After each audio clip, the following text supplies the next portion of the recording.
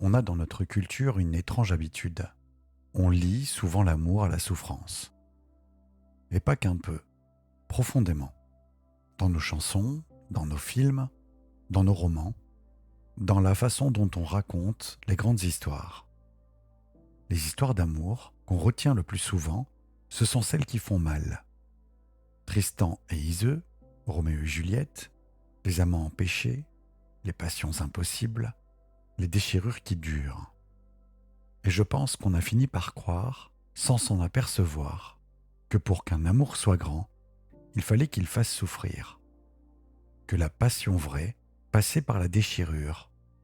Que le calme dans l'amour était un peu suspect. Trop sage peut-être, pas assez vivant. Et cette croyance, on la porte parfois toute sa vie, sans la voir. Elle nous fait choisir des liens qui nous abîment, en pensant qu'ils nous grandissent. Et cette croyance nous fait fuir des liens calmes, en pensant qu'ils manquent de profondeur.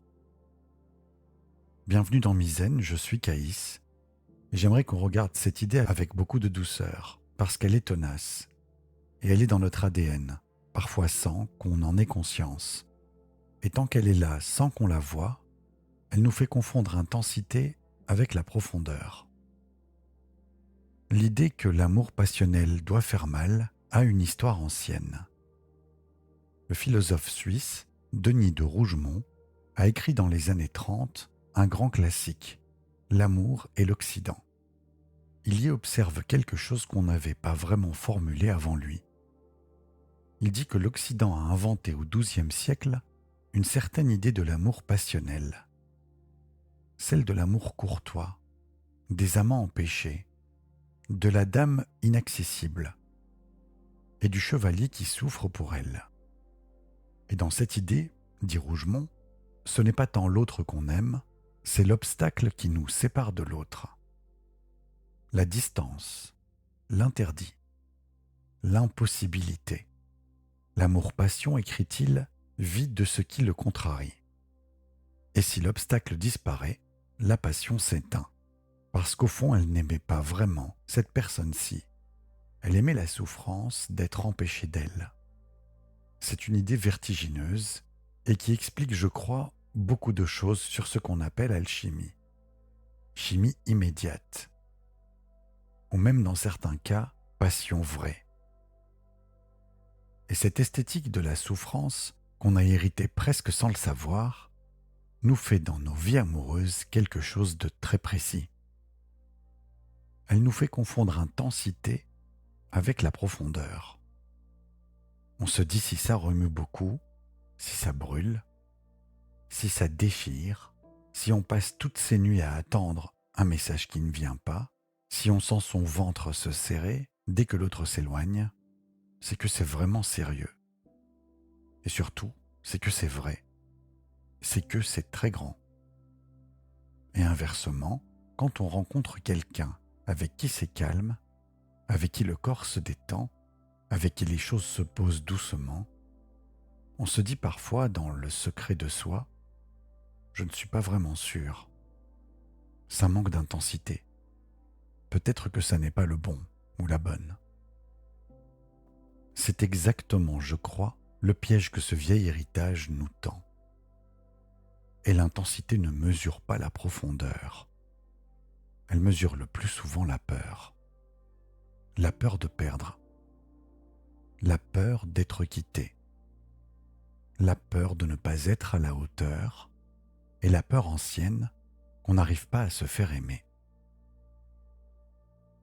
Le psychiatre français Saverio Tomasella, qui a beaucoup écrit sur les liens et les passions amoureuses, observe que beaucoup de personnes en arrivant dans son cabinet se sont accrochées pendant des années à des liens qui les blessaient et qu'elles ont cru que cette blessure était la preuve même de la profondeur de leur amour. Si je souffre tant, c'est que j'aime tant. Tomasella propose de défaire cette équation, pas en niant la souffrance et sûrement pas en se forçant à la légèreté, mais en réalisant que la profondeur de l'amour ne se mesure pas à la qualité de la douleur qu'il produit.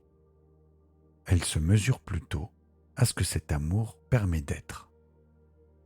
Est-ce qu'il nous rend plus libres ou plus enfermés? Est-ce qu'il nous élargit ou nous rétrécit? Est-ce qu'il fait grandir ce qu'il y a de meilleur en nous ou est-ce qu'il nous pousse vers ce qu'il y a de plus inquiet, de plus suspicieux, de plus blessé?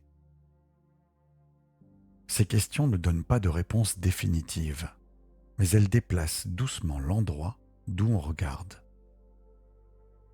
Marcel Proust, dans À la recherche du temps perdu, écrit avec une précision étonnante ce qu'il appelle l'amour-jalousie. Le narrateur, Swann, n'aime vraiment Odette que quand il a peur de la perdre. Quand elle est là à côté de lui, disponible, présente, il s'ennuie. Mais quand elle s'éloigne, il s'enflamme.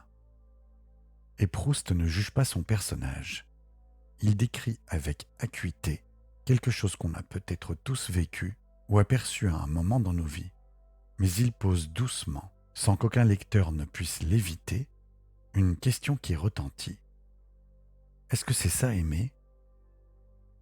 Ou est-ce que c'est plutôt être incapable de supporter l'absence? Et ces deux choses, encore une fois, ne sont pas la même. Si on a passé sa vie dans des amours qui faisaient un peu mal, ce n'est pas une faute. C'est ce qu'on connaissait. C'est ce qu'on avait appris à appeler amour.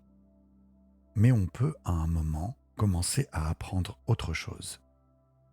À accepter qu'un cœur qui ne bat pas trop fort puisse battre quand même, et surtout très bien. À reconnaître que ne pas avoir peur n'est pas la même chose que ne pas aimer. À s'autoriser peut-être, pour la première fois, des liens qui ne sont pas des tempêtes, mais des marées. Quelque chose qui monte et descend doucement, quelque chose qui revient, et quelque chose qui ne demande pas qu'on s'oublie. Et c'est dans ce calme, quand on commence à le tolérer, quand on cesse de le confondre avec la fadeur, que l'amour profond peut commencer à pousser. Pour les jours qui viennent, peut-être une attention que tu peux porter si elle te parle. Quand tu penses aux personnes que tu as aimées, tu peux te demander à quel moment est-ce que j'ai senti que c'était de l'amour? Est-ce que c'était quand mon cœur battait fort ou quand mon cœur battait calme? Si la plupart du temps c'était dans l'agitation qu'on a cru reconnaître l'amour, ce n'est pas une condamnation, c'est une information. Et avec cette information, on peut, peu à peu, commencer à reconnaître l'amour là où il vit vraiment. Non pas dans le tumulte, mais souvent dans le calme qui suit le tumulte. Alors si cet épisode t'a parlé, laisse un pouce, un commentaire, n'hésite pas à t'abonner à la chaîne, ça aide vraiment Misen à exister et à toucher celles et ceux qui en ont le plus besoin. Prends bien soin de toi, je te souhaite une belle pratique de la voie du milieu et nous on se retrouve dans un prochain épisode.